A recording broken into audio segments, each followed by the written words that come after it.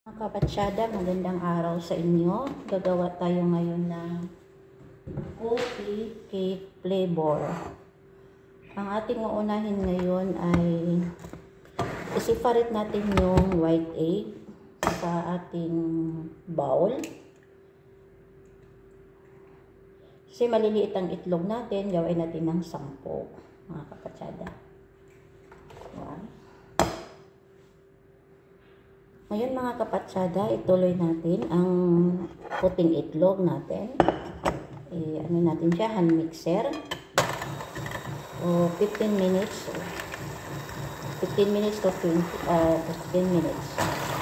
Depende sa ano natin, white egg. Alsahin natin siya. Gawin natin siyang parang meringue.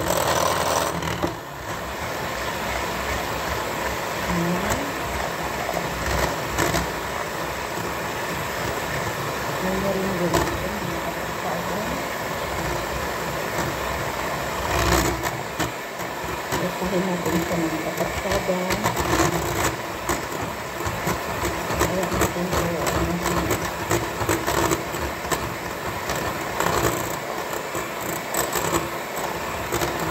alsa natin mga kapatsada.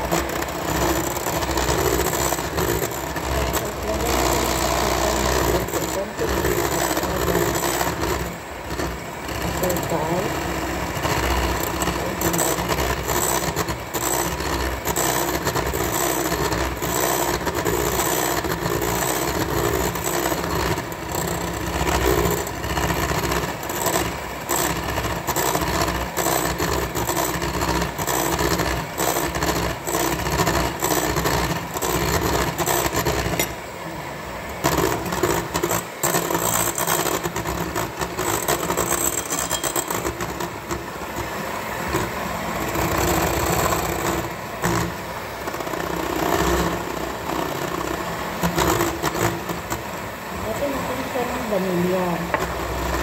3 kinds of vanilla mga kapatsada. Vanilla liquid ang aking ginagamit mga kapatsada. Kunti lang, pangkatak na maalog lang yung langsa.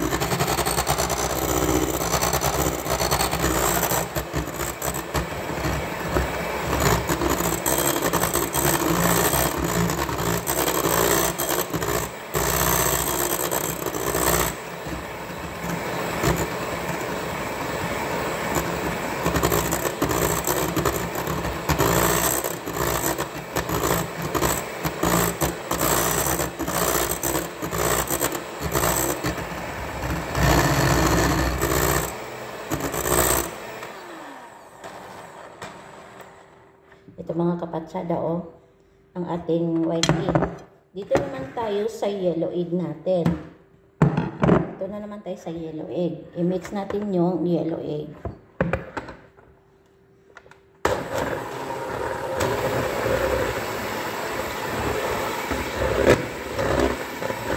Tapos, i-mix natin mga kapatsada ang ating sugar na 1.5 cup, high glass, because ano siya mga kapatsada, dahan-dahan lang natin i-mix na mamit ang ating sugar.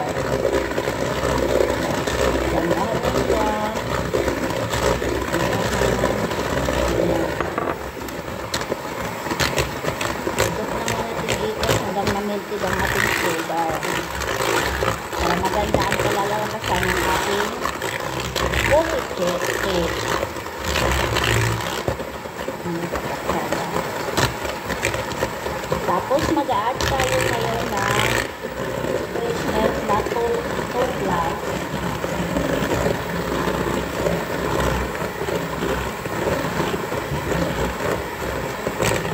Add tayo ng fresh milk 2 glass. Ayan na.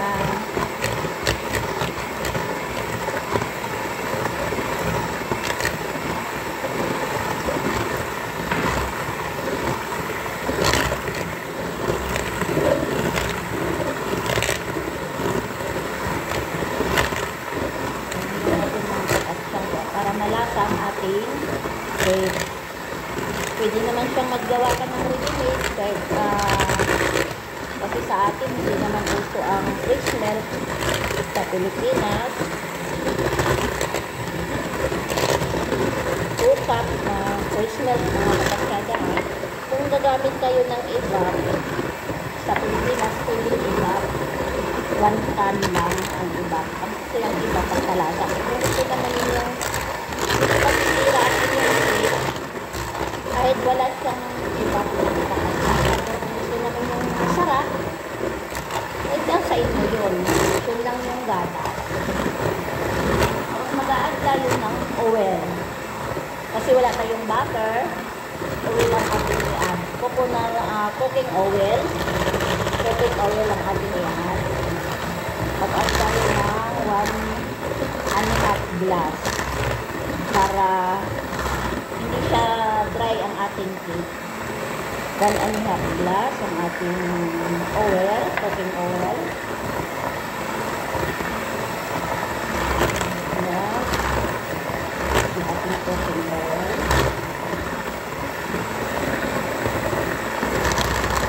Tapos mag-add tayo ngayon ng vanilla.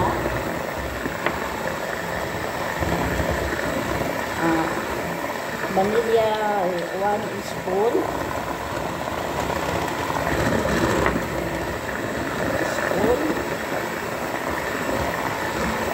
Ayun mga kapatsada, i-start natin ang ating flour. First glass flour. Tapos flour. Basta flour, pwede na yun mga kapatsada. Isala natin siya para ma-smooth ang ating cake. Maganda ang pinalalabasan. Kapatsada katain nyo, gumagawa naman ng meat cake dito sa mga amo. Ang trabaho.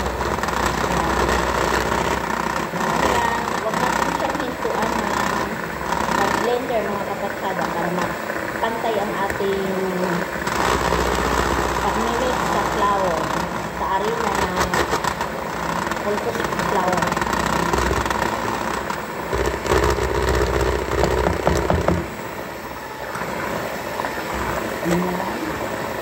Ang ating harina dito, dahil 10 ang ating itlog, 2 ang ating gawain na cake, ay first glass. 4 glass na harina. Ayan siya pero may harina naman mga kapatsada na pag nalagyan mo siya, i-mix mo siya medyo matubig pa, dagdagan mo siya mga kapatsada kasi may harina na masyado siyang malambot. Hindi siya masyado siyang dagdagan nila lang kung hindi pa siya nakaano sa medium mo, i-ano mo siya, dagdagan mo lang siya, dahan-dahan lang ang pagdadagdag ng kapatsada hanggang mag-staking. Pero hindi naman mag-staking ng kapatsada para maganda ang kalalabasan ng iyong dahan-dahan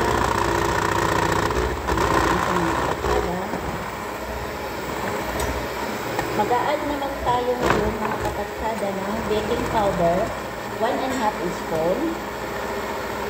Meron natin siya dito sa huwag yung sobrahan ng baking powder mga kapatsada kasi maganda ang lasa ng iyong cake. Ito kasi dalawa mga kapatsada. Kung gagawa kayo na isahan lang, 4 egg lang, medium, large, medium na egg, 4 egg medium. So, ihiwalay lang ninyo yung white and yellow. Dito mga kapatsada. Pakita ko sa inyo na wala ng bubbles ang ating harina ng cake. Saka natin ihalo ang white egg na pina-creamy natin. Ayan mga kapatsada ha. Tingnan natin. Ang creamy na siya. Ayan. Ganyan na. Ngayon dahan-dahan naman tayong maghalo sa ating white egg. Ayan. Dahan-dahan. Ihalo natin ang white egg. Dahan-dahan.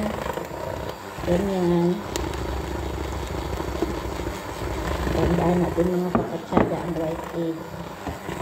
Para maganda ang kinalalabasan ng ating, hindi siya mapersa. Yung alsan niya sa harina niya, hindi siya maano mga kapatsada. Maganda ang kinalalabasan. Yan. Huwag mo siyang ibalik-balik pag nagano ka dahil masisira ang iyong ang inyong ng cake. Ngayon, ipasok natin itong natira. Ano lang natin ang mix. Konti-konti, dahan-dahan. At ngayon, tayo ng dahan-dahan na mag-mix ng kapatsada. Ganyan lang ang cake. Dahan-dahanin natin mag-mix. Mix natin yung hindi na mix ng mabuti. Kasi para hindi siya mag-bubbles. Mix natin siya ng ganyan. Ganyan mga kapatsada ang paggawa ng cake. Kung gusto nyo namang flavor, hiwalay kayo ng kagaya ng paghiwalay ko. Maghiwalay ako ng konti. Hahaluan ko siya mga kapatsada ng kopi. Kasi yun ang gusto nila na flavor. Yan mga kapatsada. Maghiwalay tayo ng yan. Ito naman mga kapatsada, haluan natin ng kape. Ito naman tayo ngayon sa kape. Halo tayo ng kape ng 3 spoon.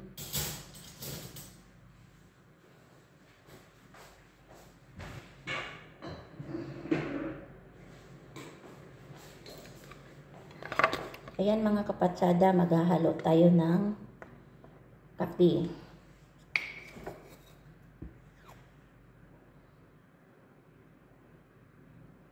One.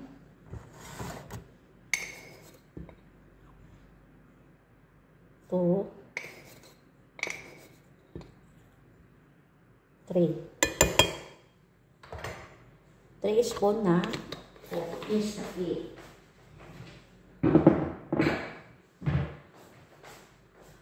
Haluin natin siya.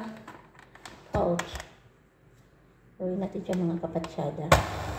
Mix natin hanggang mag-melty siya ang ating dough ng coffee. Kasi yun ang i-design natin sa ating coffee. Parang kalalabasan nito mga kapatsada, parang pudding. Ang style niya na black yung kanyang design. Pero kape ang ating mix.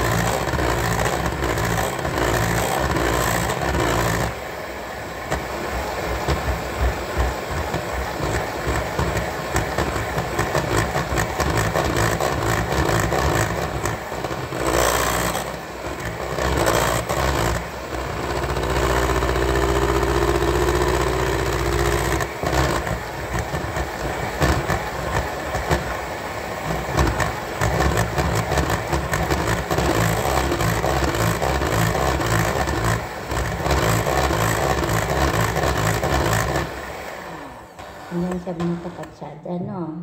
Ayan ang ating kopi. Ayan.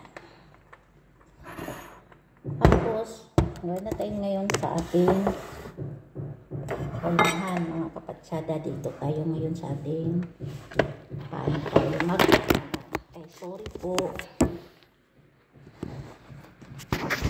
Kulmahan ang ating plaster ngayon mga kapatsada.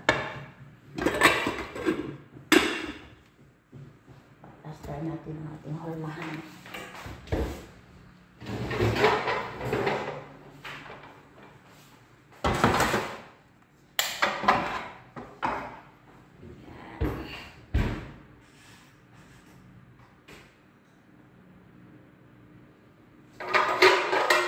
Ganito mga kapatsada, dalawa kasi siya. Kaya, lagyan natin ng oil para hindi dumikit ang ating mixture ng cake. Lagyan natin ng oil. Ganyan siya mga kapatsada.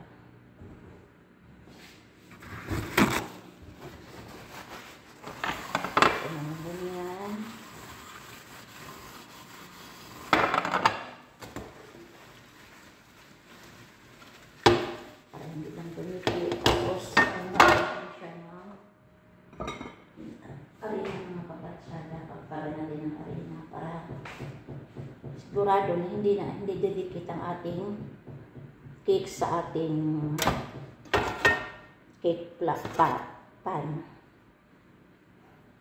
Ayan. Pero lalagyan natin siya mga kapatsada, nasa inyo kung pwede siyang direct ninyo, pwede natin lagyan ng wax paper. Lagay tayo ng wax paper. Ayan mga kapatsada. Tatak natin yung arena. Yan. Maglalagay tayo ng wax paper. May wax paper po. Ano lang po siya, option lang ang wax paper mga kapatsada. Kung wala kayong wax paper, direct mo na siyang lagyan. O kasi may wax paper siya kasi madali siyang tanggalin.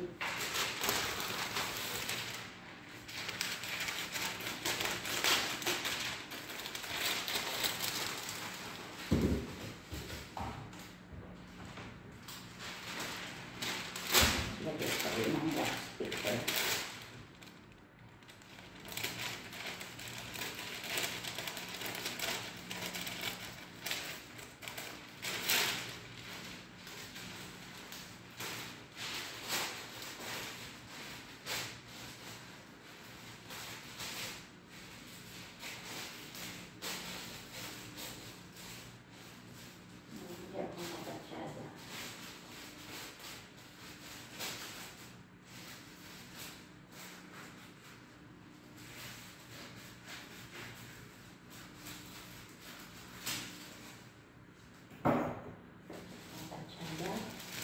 Ngayon, ilagay natin ang wax paper. Ganyan. Ito ang wax paper para madali lang siyang tanggalin ng kapatsada. Tapos, punasan natin ang wax paper ng oil. Oil or butter, kung ano ang ano nyo, para masarap kung butter. Pwede yun. Kaya ako, wala akong butter. Cooking oil ang aking pinangpunas sa ating wax paper. Pwede naman siyang walang wax paper mga kapatsada, basta lagyan nyo lang ninyo ng pan ng oil and arena flour. Sa Arabic ay tahin. Yan mga kapatsada, nilagyan natin ng oil ang ating wax paper. Ngayon maglalagay tayo mga kapatsada kung paano ang ideya. Lagyan natin ng walang mix sa white lang. Yan, dahan-dahan lang, konti-konti. Yan. Tapos, lagyan natin na ngayon ng flavor. Yung coffee. Yan. Dandahan lang. Para mag-pudding ang ating kalalabasan ng ating cake. Yan. Yan siya mga kapatsyada. Parang hindi yan ang nakikita ninyo. Yan. Ayun, patungan natin ulit ng white ang ating coffee para magpantay. Ganyan siya. Dito naman. Yan. Malinis ang kamay ko mga kapatsyada. Yung matalala. Yan. Ang ganda.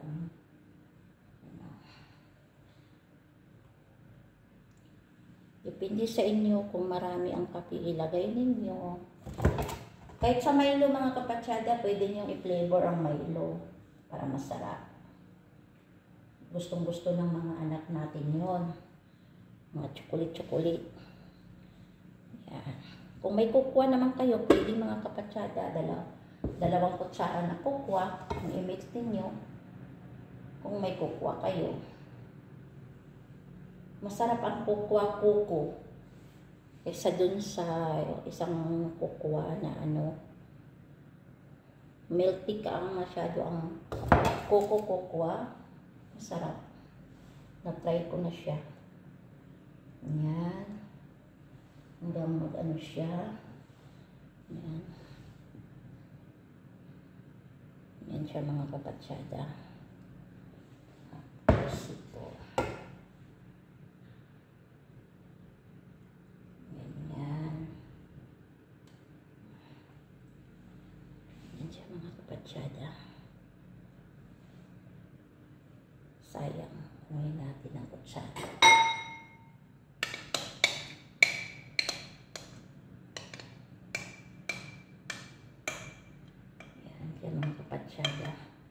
Tapos iinit na ninyo ang iyong kalan mga kapatsyada para nasa 180 lang, 180 o 170 ang ng init. Up and down ang kanyang init. Yan. Oh, di ba? Ano siya mga kapatsyada, ano siya. Sila dito kasi nilalagyan ng sing-sing, seasoning seed. Kaya, ganyan ang mga kapatsyada, ang ating cake. Kaya natin siya ng design.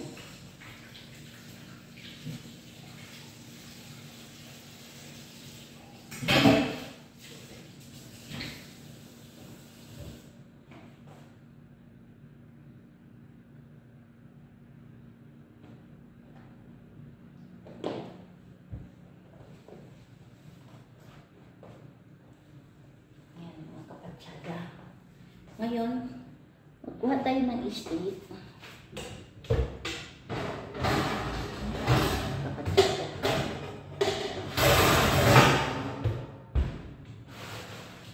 Lagyan natin ng design para maganda ang kalabasan ng ating ganyan, ganyan, ganyan, ganyan. May design ng ating cake.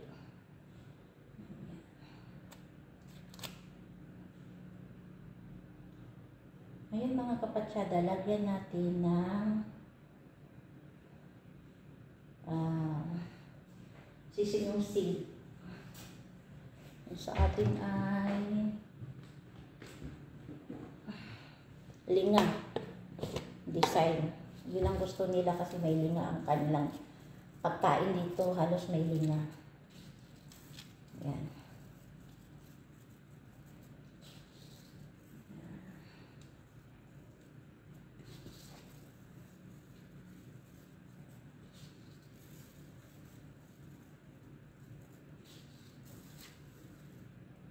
Para hindi siya taktak natin siya ng konti para yung bubbles. Pantay, wala siyang hangin.